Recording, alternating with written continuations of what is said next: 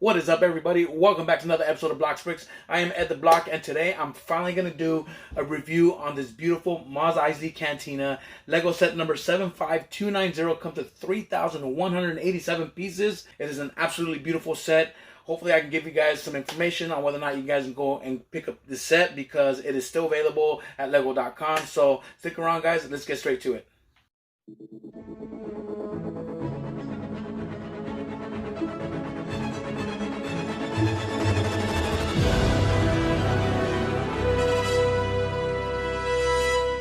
Here is the entire set, guys. It looks absolutely amazing.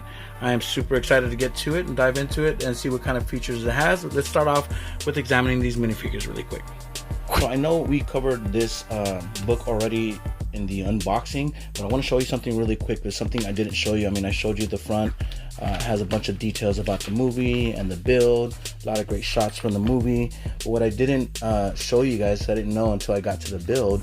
For example, here, bag 10, you have the Cantina band, and it's gonna give a little description of what the Cantina band is gonna do. The same with some of the bounty hunters and all the scum that's in there. Pretty neat that they give this descriptions of some of these minifigures. So I'm gonna read straight from the book here when I'm showing you these minifigures, but pretty neat, guys. All right, we're gonna start with some familiar faces here. This is R2-D2, and of course it's not the R2-D2 that's in the new diorama sets. It's got no backprint or anything like that. Comes in like about 1,000 sets. Same goes for C-3PO here. Again, not like the new diorama one that's come out or the ones from the UCS set, but it's a pretty cool minifigure. Like I said, they're nice minifigures, but nothing new here, guys. Here we got Farm Boy Luke, and again, it's just like Obi-Wan's hut. Same print, same everything. Same as the one in the land speeder as well, only he's got that cool little poncho from the land speeder. Of course, he's got his second face print. That is your Farm Boy Luke. Obi-Wan Kenobi. Obi-Wan Kenobi here, pretty much same as the one from Obi-Wan's hut, only he gets the hood here and the cape. So the one from Obi-Wan's hut is pretty much the same, only you get his gray hair with it. Still no second face print, and of course he does got some nice back print. That is Obi-Wan Kenobi. We got the Jawa, and this Jawa is exactly the same from the land speeder set, the 7+ Luke's land speeder. Same back print, same everything. It's my second Jawa, so I'm pretty excited about that, but nothing new.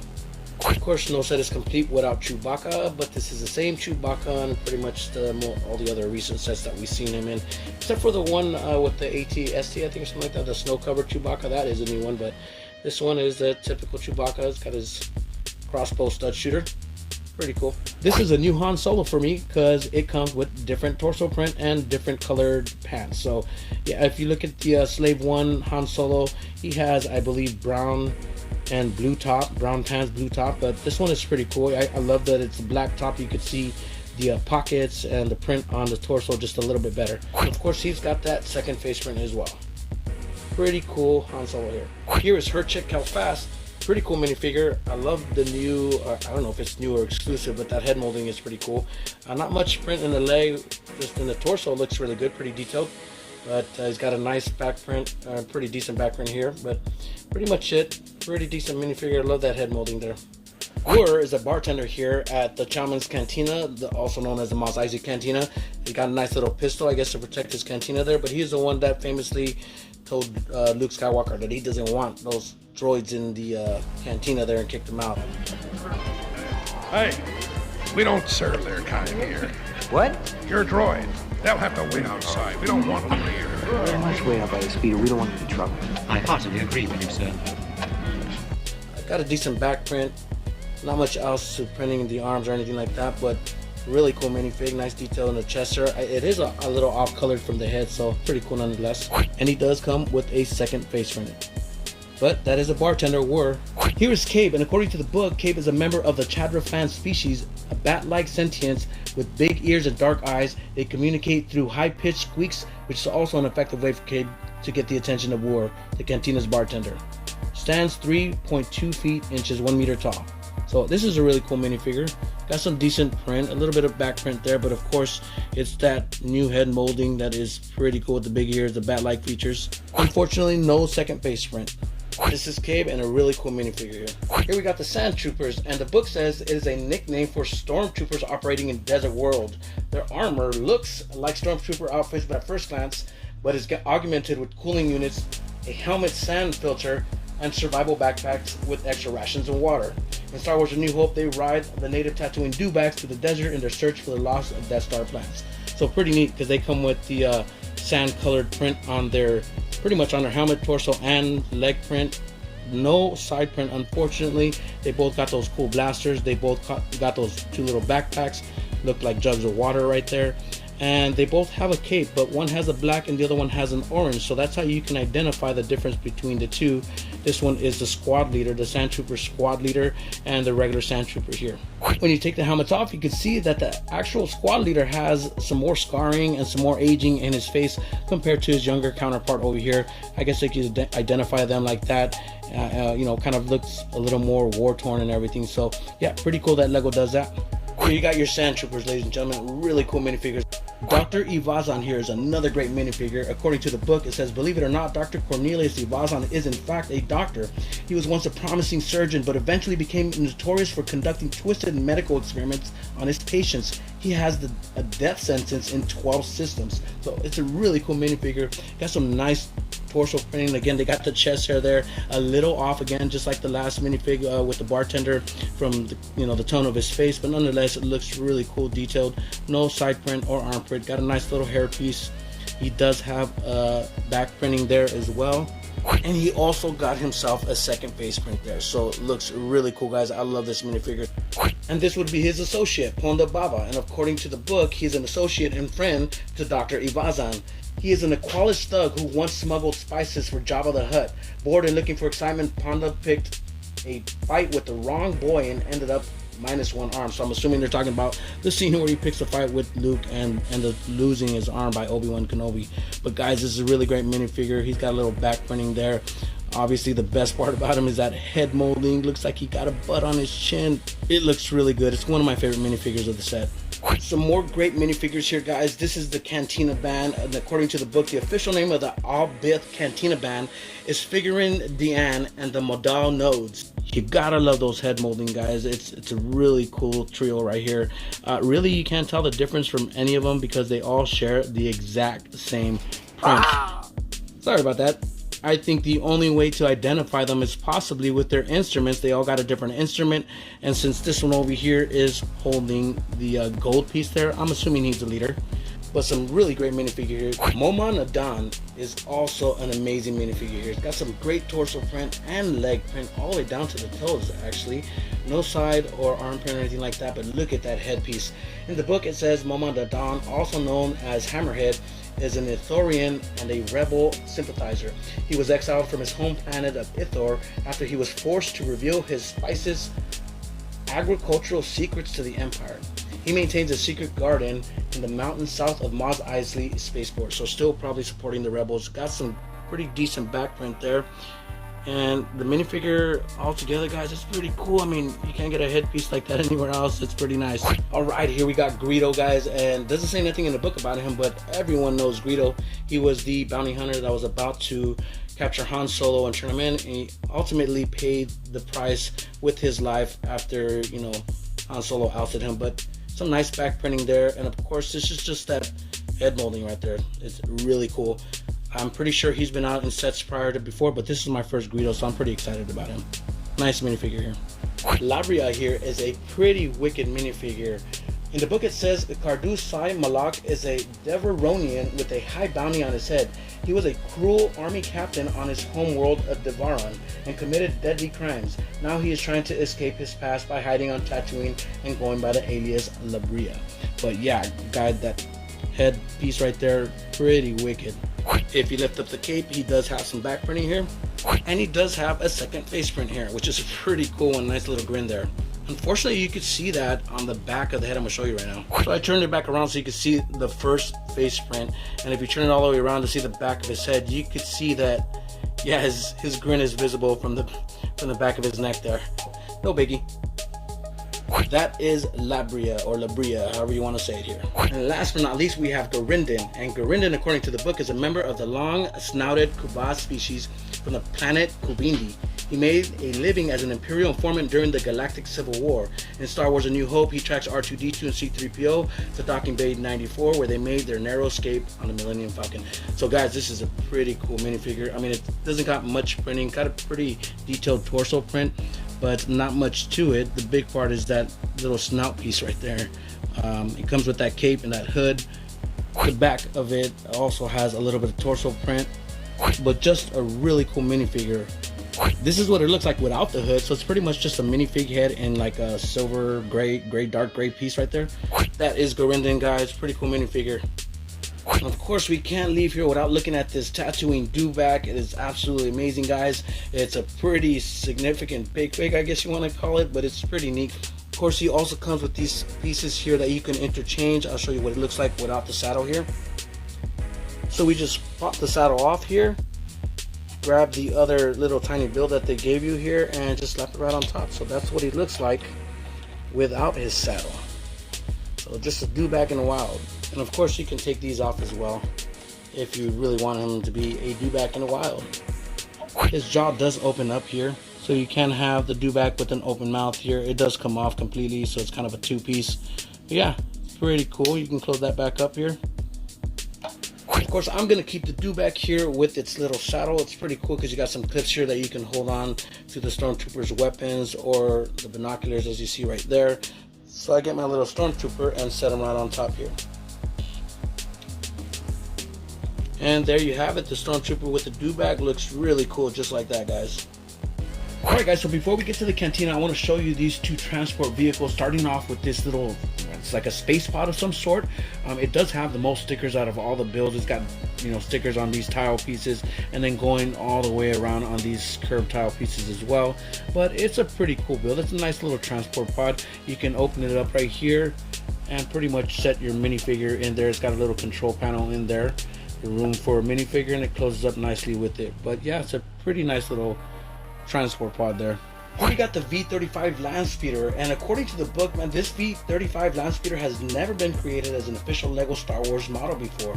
The V-35 is an older model ground transport often used as the galaxy's outer rim territories like Tatooine. An inexpensive but versatile speeder, it is widely used by frontier dwellers and smugglers alike. The LEGO version has room for a driver and a passenger. So really cool, guys, because you're pretty much not going to get this build anywhere else other than at this cantina. Of course, you could probably piece it together if you want. I don't know how difficult it would be, but this is a pretty cool build. It's a pretty significant build. It's you know, it's got room for two minifigures. Like they said, they got some control panels at the top right here, and of course one inside the cockpit right there. This cockpit shield does come off here, so you can set in your minifigures here and in the back right there. It's a really cool land speeder, guys. It is pretty sweet. Alright guys, so here is the set in its entirety. Again, I already gave you a shot from the top view, but this is the view from the side here. It is pretty long, guys, but I'm gonna take them apart here, show you the features and how they're put together, and then show you the up close features of the cantina here. I'm gonna bring this up close here and show you guys here. So this is part of the set here, and it's really neat because all it does is attach itself with these two little clips here. So all you got to do is really pull it out, and it's got these two little clips that you can attach to. And the same thing with this other, so you could separate these two as well if you want to find some space for it. You know, you could turn this around and you know, orient it any way you want to kind of make it fit. But this also comes off here. So again, here I just attach this one, and then these two come off also with these two clips. So you can actually have all these sets separated here, right? So I'm gonna start with the one here, show you the features on this one. It's pretty much like a mini cantina. You got the dome that does open up, not much to see. If you turn it around, it's pretty cool. You got the little nice cloth piece right there, providing shade for the customers. And you got the Jawa in there. He's probably trying to sell you something he stole, something back that he stole from you. But yeah, it's pretty neat. You can actually turn it to the side here and just pop it right open. So, and then lift that up so you can have full access to the inside. So a lot of great play features in there. You can see some details in there with all the tools. You got a broom in the side of it, you got a weapon hanging over there, you got binoculars hanging, you got a cup of drink or whatever. It's pretty neat, guys. You see a lot of different features in here, little different details, and that's it. That is a pretty cool little build in itself, guys. Let's move on to the next piece here. And here's the other section of the cantina. Again, fairly decent build. Got a nice little detail all the top. You got some contraptions here that they got probably some spare parts from spaceships or something like that. So it could be like a repair center. You got a little wheel inside that's in here. So yeah, an extra wheel if you guys need one. But it gets put into that little crate there. But yeah, you turn this one around, and this one doesn't open up, but it does have some interior here that, again, some play features you can look in. It's got a little shovel in there. It looks like a saw in there, a cauldron or a pot with some bags in there. And there is some more play features there in the back. You can see it, and it's like, how you access that? Like, it doesn't open. Well, these roofs do come off really easy. So you just pull these off like this, and there you go. You got some crystals and crowbar in there, a little barrel, and some stuff in there. So yeah, it's a lot of cool play features. Really neat that these roofs just come off. So all these two little studs is all that's holding it. And you snap them right back on, and you're good to go. So yeah, again, nice little extension to the cantina. But let's get straight into the big part of it. Alright guys, so again, starting with the outside of the cantina, again, a lot of really cool details. I love how they made these antennas. You got two antennas, one here, one on the other side over here, the dewback over here. You got the stormtrooper sitting on top of it already. Of course, you could take the dewback off and roam him around and take him off somewhere. It's got a little space for the dewback here. I like how they put some water and a little bone in there for the dewback to chew on and stuff, but it looks really cool, guys. And if you turn it around here, you got the front door entrance. I'm not sure what it says. If you guys can tell me and translate what it says there in the front door, that'd be nice. But yeah, it's pretty cool because you can lift these doors up, and they don't stay up, unfortunately, but if you kind of pull it and wig it to the side a little bit, it possibly can get itself stuck up there. There you go, see? So I kind of just janked it to the side and it stays open. But yeah, it's little doors, pretty cool. You can slide here and put your little minifigures through there. These do open up, so you can kind of gain access to the inside of it. Let me see if I can kind of show you here. Not much, but you see the seating and everything that's in there. A little light lamp right there. Pretty cool. Spinning it around, again, there's your second antenna right there. Looks really cool. And in the back here, you have I guess some more storage and junk that's on the side over here. The really cool thing about this also is that it does unattach itself, so you can pull this off. See, this comes off as a separate piece. So again, if you're having some hard time with some room somewhere, then you can take these off to just shave off just a couple inches here. But yeah, it does come off, and with a couple of Technic pieces, it just slides itself right back in nice and securely. So it's pretty cool. And then you got the back door that's over here. Again, another roof that opens up here. It does have like a little back escape room here, and again, these doors can possibly hold themselves up if you wiggle it a little bit, but they're kind of meant to just come down. But yeah, nice little control panel right there. Looks really cool. But there it is, guys. So let's get to the good part. Let's open this bad boy and see what it looks like inside. Alright, so we're pretty much going to turn it over out to this front side over here of the cantina, and this is where it's going to pretty much separate itself. So you're just going to pull the two sides apart here, and they're just attached with this little Technic piece right here. But yeah, there it is. It opens up, and voila, you have your little cantina.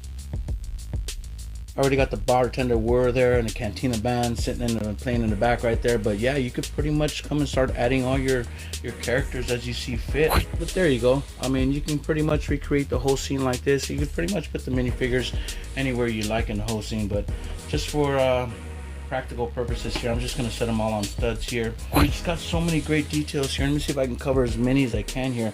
And the bar features here, let me open it straight up and then kind of go from left to right here, or right to left, whatever. But yeah, this is the entrance of the cantina over here on the far left side. If you can see it here, you got R2 and C-3PO being kicked out of the side over here. A lot of great details, sitting space in the back. You got some cups and tables all hanging around everywhere, so it's kind of like, you know, a little lounge area, if you say. And again, you got the bar, and it's kind of really cool details in the bar right here. It looks really good. I think they did a great job with it. And there you go with Han Solo and Greedo in the back, and it's a little play feature that I'm gonna show you about this right here. But yeah, that's pretty much it, guys. A lot of great details, a lot of great play features, so you could pretty much recreate any part of the scene you'd like. So it does come here. I'll show you in the back. There's a little lever right here. So if you get this lever and you push it down, it's gonna flick Han Solo or Greedo. So you see them in the back right there. the little levers that are there are for you to just flick them off the seat. So if they get shot, they go flying off the seat. So it's a pretty neat little feature that they have. Of course, Han Solo wins the draw, so it would be Greedo flying off his seat there. He's the one getting shot. So again, a really cool play feature. Yeah, guys, really cool set. And I'm gonna close it back up here because I'm gonna show you from the top here how it all looks together. Alright guys, so the last thing I want to note here is the accessibility here from the top. So you know, this piece right here, you pretty much just pull off. It's really just sitting at the top here. But what's really cool about it as well is, I mean, you could get access to the entire cantina top view here, but you can also lift up these little panels right here. Every single one of these panels will come up. They're just being held by these two little studs here, so all of these can pop up nice and easy, including the corner ones here. And it does the same thing here on the other side. So there you have it, all the roofs taken off. Pretty cool because you can get a top view of the entire cantina right there. So pretty sweet. Makes everything very easily accessible. And then you just throw the roofs back on, no problem.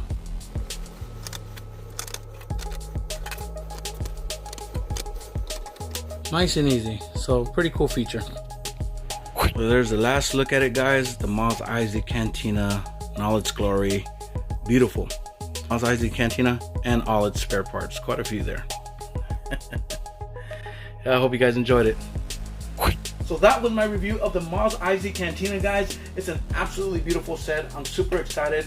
I'm so glad that I finally got a chance to get to it and build it and put it up here on display somewhere in my house.